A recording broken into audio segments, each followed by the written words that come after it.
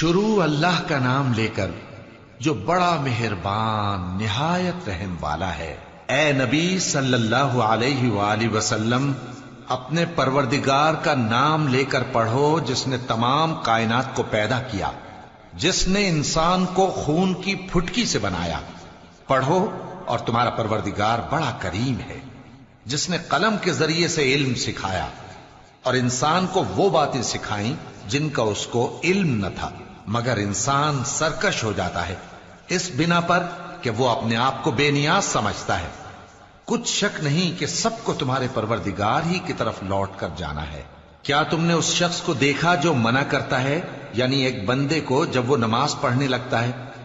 بھلا دیکھو تو اگر یہ راہ راست پر ہو یا پرہیزگاری کا حکم کرے تو منع کرنا کیسا؟ تو اس کا انجام کیا ہوگا؟ ذرا دیکھو تو اگر اس نے دین حق کو جھٹلایا اور اس سے منہ موڑا، کیا اس کو معلوم نہیں کہ اللہ دیکھ رہا ہے؟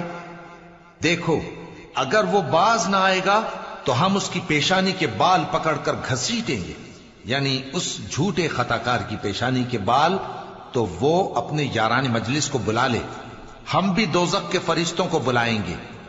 دیکھو اس کا کہا نہ ماننا اور سجدہ کرنا اور اللہ کا قرب حاصل کرتے رہنا۔